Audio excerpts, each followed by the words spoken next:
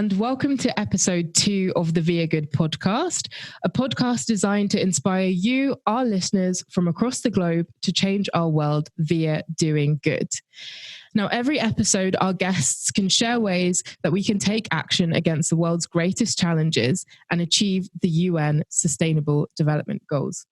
Now, I'm delighted to welcome our second guest to the podcast, Maria Burgos, founder and CEO of Trendy Seconds, a Texas-based startup helping shoppers to become more responsible consumers by curating a selection of pre-loved clothes and sustainable styles from across dozens of sites into one single destination. Trendy Seconds wants to make circular shopping easy so it becomes the new normal. Now, interestingly, Maria was initially trained as a healthcare professional in the field of dentistry and soon after discovered her passion for business and entrepreneurship. She went on to secure her MBA at USANER, I'm sure I butchered that name, business school in Spain, before pivoting her career towards sales and marketing in the corporate world, and eventually founded the fantastic Trendy Seconds. So, hello, Maria. Good to see you. Hi, Cara. Good to see you too. Thank you for having me. Completely our pleasure. I'm sure our guests will agree once they hear your fantastic story. So I gave a very, very brief overview of your journey so far, but we'd love to hear in your own words, really, like what brought you here to where you are now in an impact-driven business. On this podcast, we can go as far back as you would like. Well, thank you. First off, my journey starts in Venezuela, South America. I'm from there, born and raised. All my life I lived there, and I went to college there. As you mentioned, I decided to go and pursue a career in the healthcare industry because, now looking back, it's one of those things that you only put together when you can connect the dots. I realized, like in my adult life, that I've always liked to help. So that was like the driving force behind my decision at that point. I said, okay, so healthcare. But in the middle of those years, I founded my first company. And it was kind of like I stumbled upon an idea and I wanted to create it, but it was kind of like a hobby. And I gathered a team, my brother is working with me, and eventually we went through what I understand now is a typical path of entrepreneurship, but in a very kind of organic way without knowing anything at all. That experience was my aha moment, because even though we couldn't launch the product at the time, it was a film magazine, very cool concept. It didn't make it to market, but for me, it was a life-changing experience because I realized I had some skills that I wasn't using and I loved it and I didn't know what it was. So I got my degree and I decided to explore, and I gave myself the permission to do so. So I remember that at that moment, I was even offered a job at my university as a teacher, which was like a professor, kind of a big deal. And I had to turn it down because I didn't feel that it was ethical for me to do that, because I knew that I was going to pursue other things. So I couldn't be up to date with the latest trends on the healthcare and the dentistry industry. So I started my journey, and my first job was actually in a financial institution, because at the moment I was doing some courses about the stock market, finances, because I'm super curious. And that's like my number one skill. I love to learn. I'm super curious. So I started a job there, and eventually I got the opportunity to get an MBA degree, which I wanted to do to back up this new phase. So I went to Spain. Awesome country, awesome food. And after that, I went back to Venezuela and had a good career in the corporate world, big companies, and I worked in sales and marketing in specific parts of the business that required dentistry and managing dental products at some point. So I was able to combine both of the things that I studied. But I realize now that every job that I had so far had something to do with helping others. So that's like what in my storyline, that is something that is very, very strong. And it's a constant, if you will. So in the financial institution, even though it was a sales position, it was very related to customer support. And the sales, the next job that I had that was in sales, it was also about helping big clinics to thrive and to get better business and be bigger. So it was about helping them in their businesses. And then the last corporate job was actually in a pharmaceutical company, which has a vision of do more, feel better, live longer. So that's what really drives me to do anything that I do. And then after my last corporate job, I had to move out of my country because I got married and my husband was living outside of Venezuela. So at that point, I moved to Brazil. I spent some time there and had my first daughter. So I'm a mom. And, in 2019, my husband had an opportunity to move to Houston, Texas, which is where I am right now.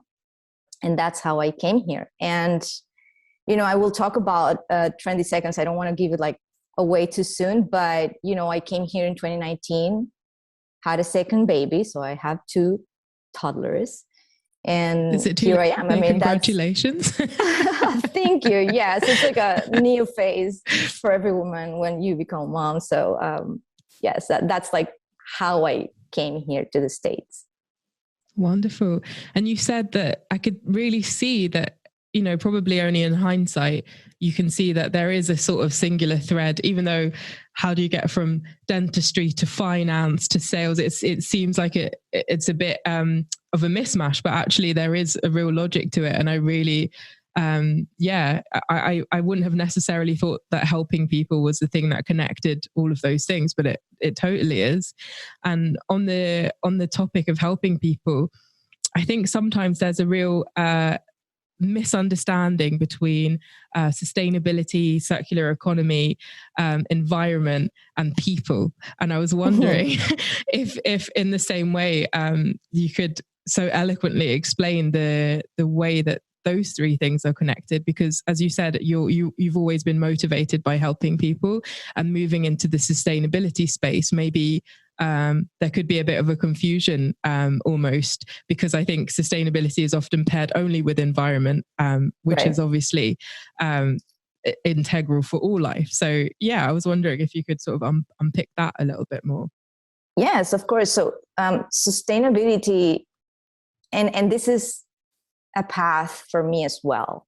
So I'm in my own journey of learning what sustainability really is, how can we make things better?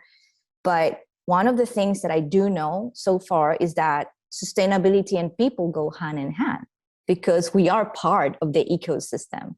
So when we think about nature, we are part, we are completely living within an ecosystem that we cannot be a part of. So we cannot be like a part, not of course we are a part of that.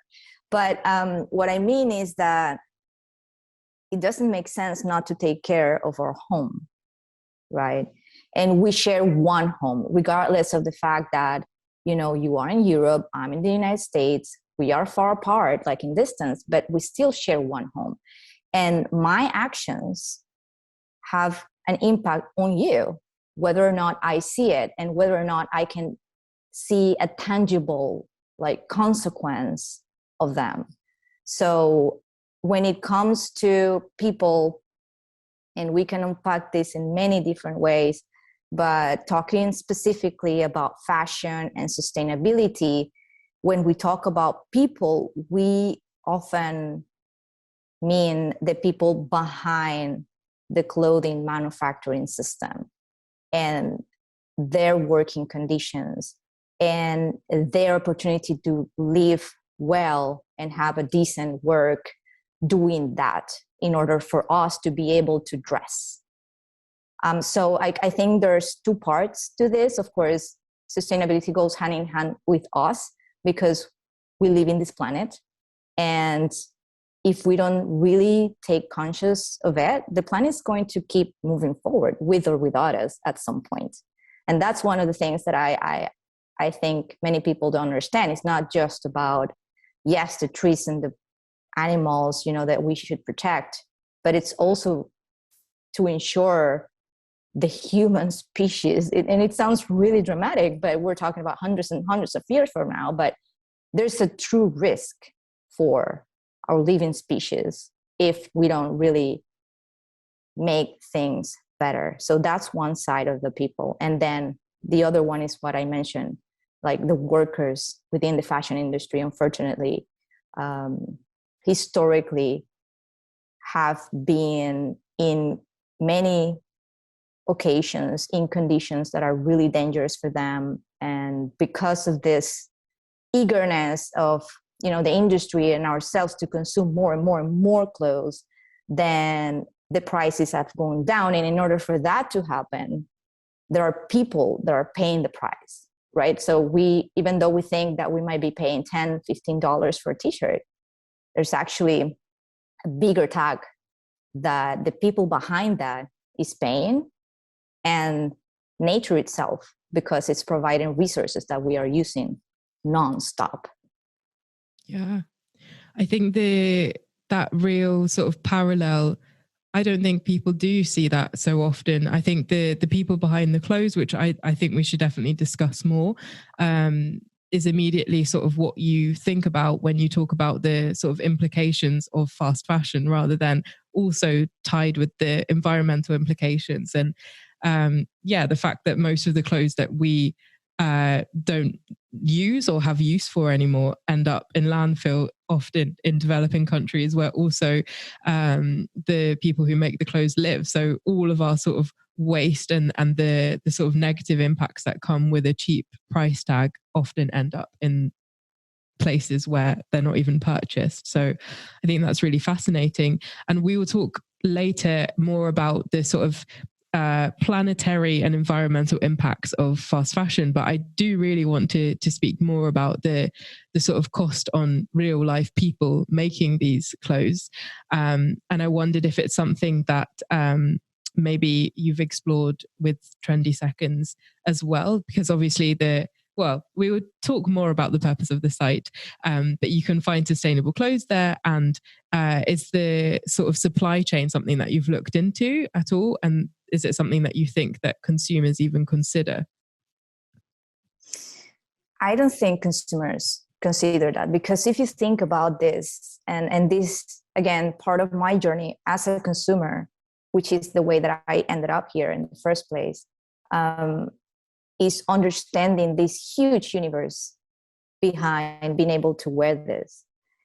And it's fascinating, to be honest. And the biggest challenge to explain this to consumers, in my opinion, is to make it in such a way that it doesn't get overwhelmed, because it has a lot of steps. And when you start to learn about sustainability, it can really easily and quickly get overwhelming, and you can get anxious because you're saying like, oh my God, once you see it, you cannot unsee it. So when it comes to the supply chain, there's a ton of different elements that go into it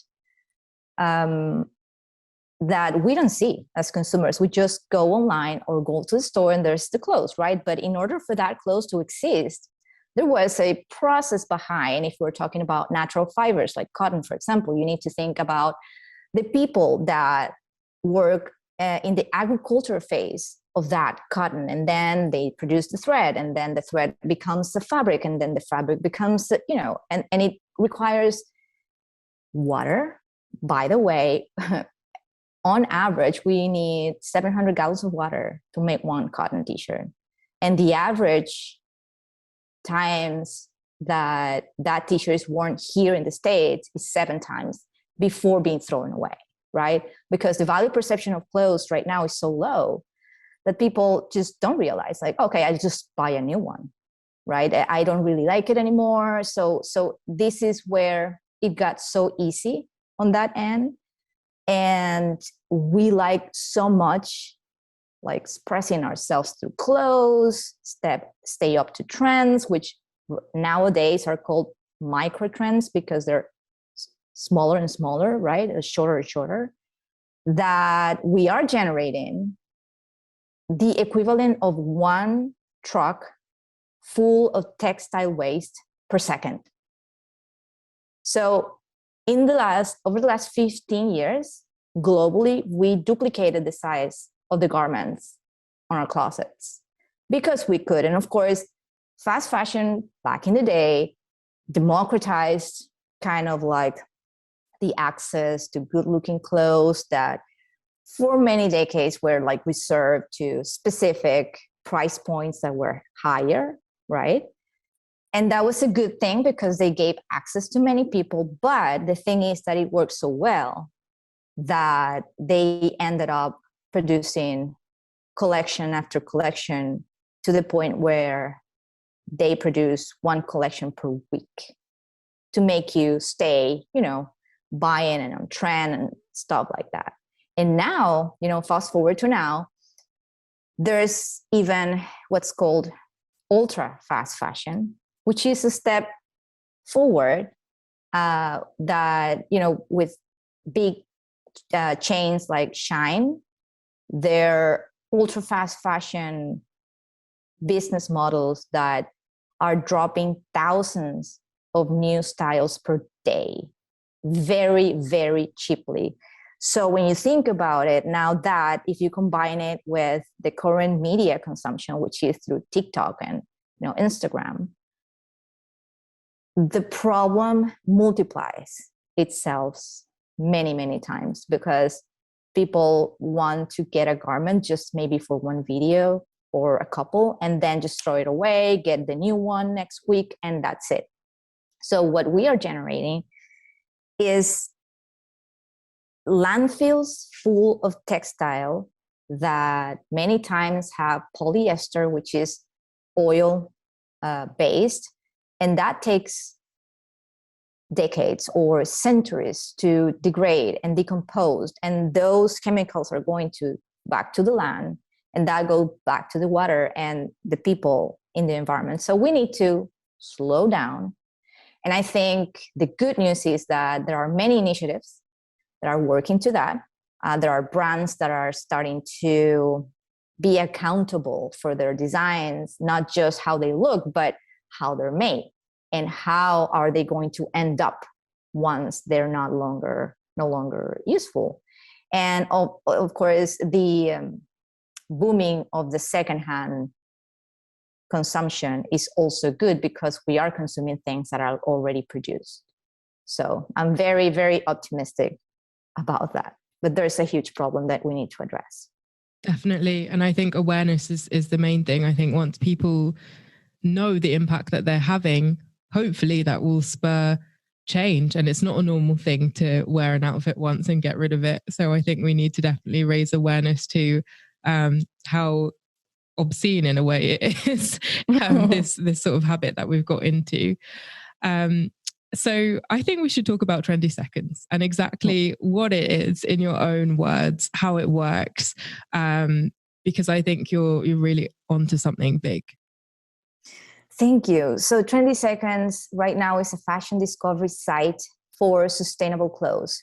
You can find pre-owned items or new sustainable styles from dozens of different sites in one place. How we do this is that we curate the inventories of the pre-vetted merchants that we work with, and then we put them all in one place so people have a better experience and can save time instead of browsing dozens of sites to really find the things that not only they like, but that also align with their values.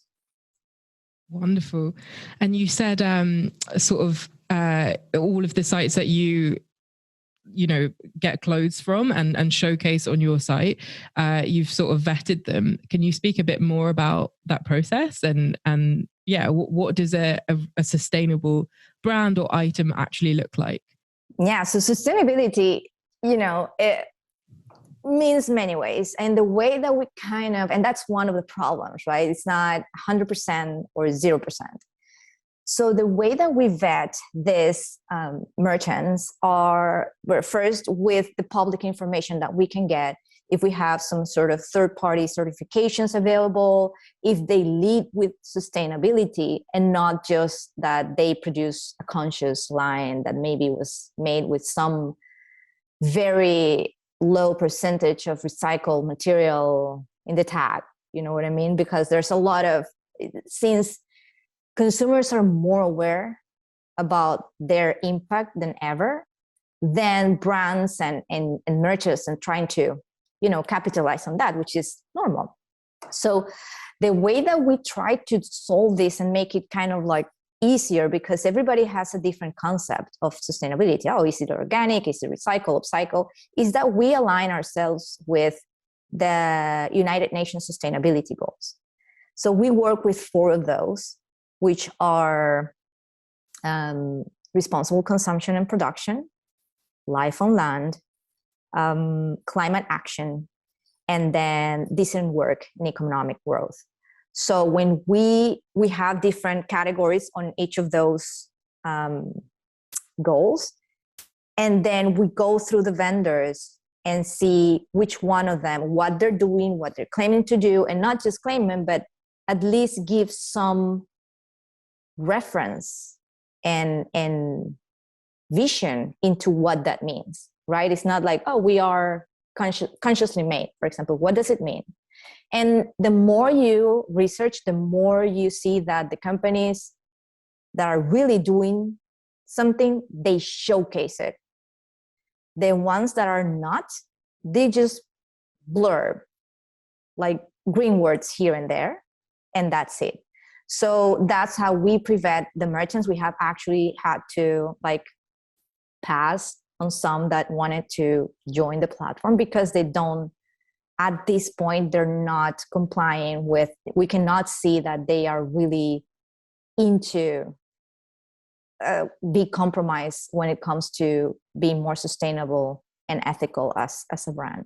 And then, of course, by default, we work with secondhand clothing merchants because that's a way of extending the life of the product. So it's more sustainable by default, assuming that you are buying that instead of a new one, but that's another topic, right? But that's how we do it.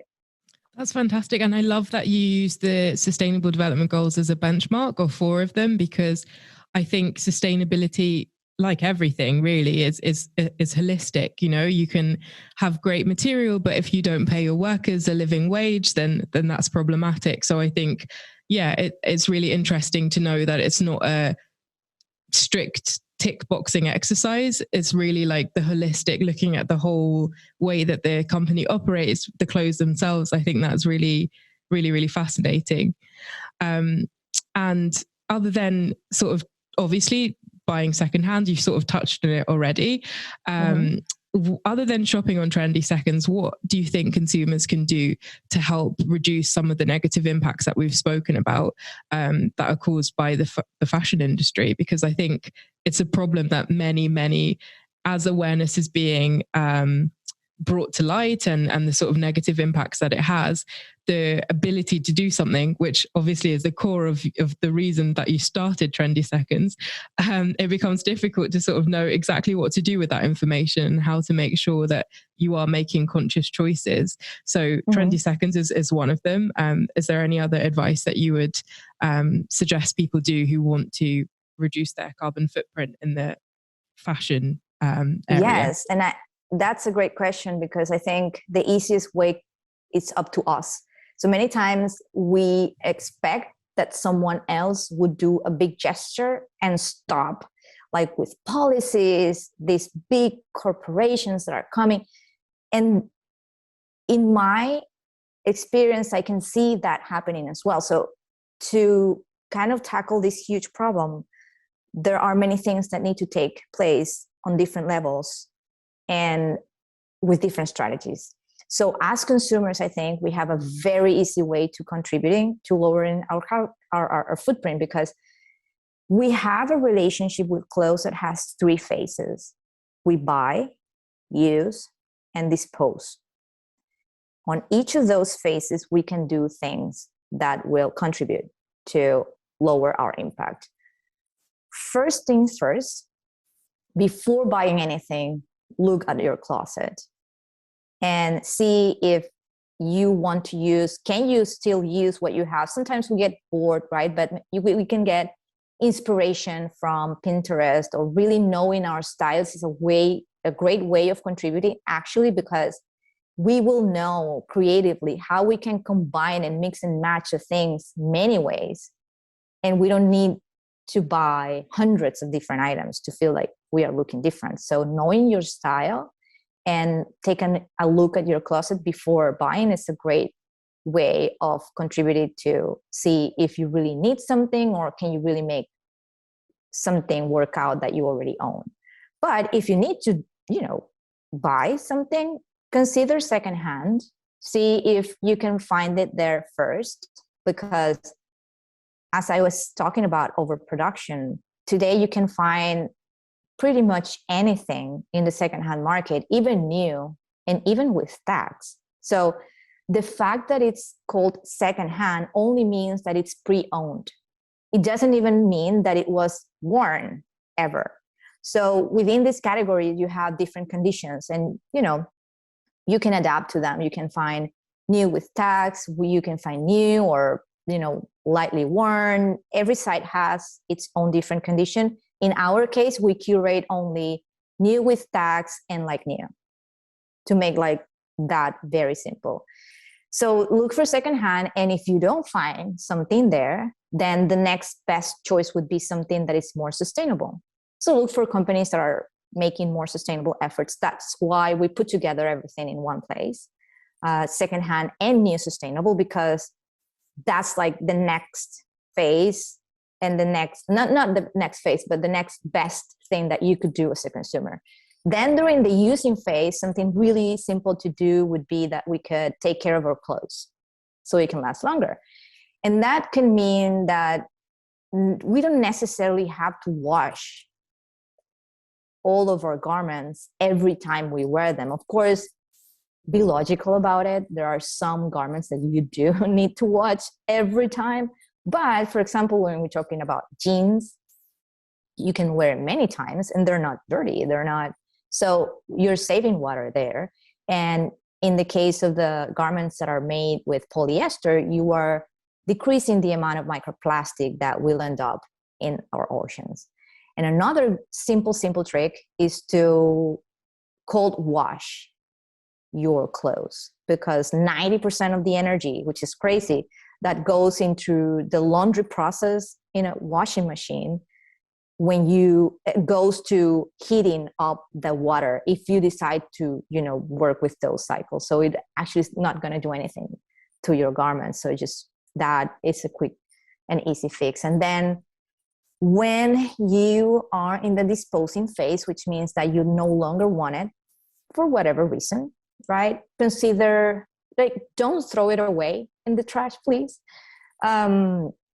Consider reselling if it's in good condition. There are many different things and ways that you can use for this. And this is one of the next steps that I want to take with Trendy Seconds in the near future, to have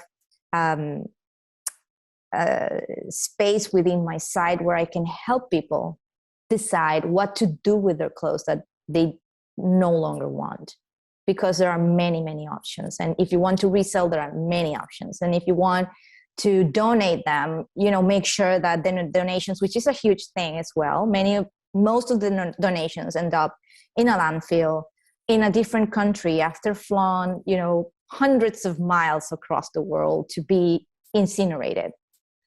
So if you're going to donate, make sure that it's to a preferably local foundation that is going to use the clothes here. Or if it's no longer useful, well, you have now take back programs from some brands that are taking any type of garment. They will make sure to recycle them or to keep them out of landfill. And they will give you some incentive or bonus so you can maybe purchase something on their site. So I think looking at the process as consumers on these 3 phases will make it easier and will make it feel less overwhelming. That is fantastic. And you've actually jumped the gun on my almost final question, which was about what's next for Trendy Seconds, because I think, there is so much potential there. And I love that the sort of, I think for me, I'm someone who really cares about sustainable fashion and about making sure that my wardrobe makes sense. And I try to, make sure I have one version of every item that I think I'll need. So a smart pair of trousers, a pair of jeans, and so on. But getting rid of clothes. And when I found out that giving clothes to, for example, charity shops, they don't always get sold. And if they don't get sold, then they end up in landfill. And when I learned that, I was very heartbroken by that fact. So I'm really looking forward to that, because I think it's a real problem. You can be sustainable, you can try and consume less, but at the same time, when you do eventually no longer have a use for that item, I think that's a real gap and something that people don't really talk about very often. So I'm really looking forward to that. And in terms of like where to find you and where to learn more about you yourself as a CEO and individual, and also Trendy Seconds, where can people go? So our website is trendyseconds.com. You can go there. It's the first version of what we want to do. So we are super open to suggestions. Anyone that's listening or watching this episode, if you want to reach out, please go to the site, take a look. Tell me what you would like to see, what you would like to be better. How can we make this experience better for you? Because our ultimate goal is to make responsible consumption easy. So you can reach out to me directly at hello@trendyseconds.com. That's my personal email. And our Instagram account, it's trendy.seconds. You can also, I'm the one behind that. As you know, many founders that are bootstrapping, I'm the one behind Instagram. I'm the one behind everything. So, just DM me or send me an email and I will reply for sure. Wonderful. And I will obviously leave all of your links in the, on YouTube. I'll leave it in the comments section, but also in the show notes for all of our, wherever you listen to your podcast. So on Spotify, on Acast, and so on.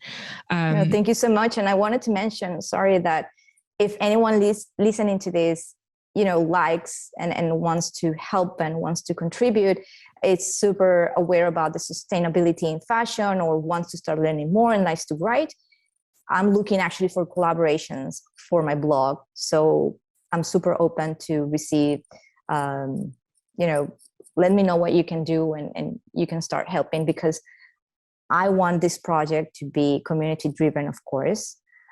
This is for us and our children and our children's children. So the more people can join and the more people can, if you're listening to these and you resonate with the message and want to help, just reach out, because I'm sure that there's something that you could do that could help this move forward. It's not just Trendy Seconds project, but actually the sustainability that we all need to achieve.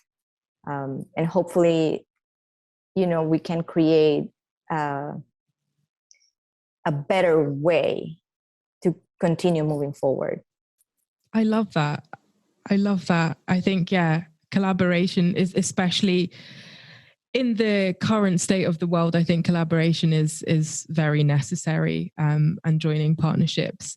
I could talk to you all day about this. I really could. I feel like 35, 40 minutes is not long enough for a podcast episode when it's on such a fascinating topic.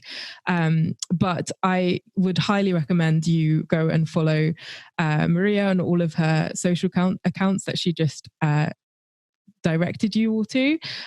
Also on our own Instagram and other social media sites, we will make sure that along with this episode, we sort of tag and make it very easy for you to go and follow Trendy Seconds. I guess that's all that's left to say is thank you so much for your time. We really appreciated having you here. And to our listeners, I hope to see you again on the podcast soon. Thank you. Thank you so much, guys. And I want to, say that I love what you're doing.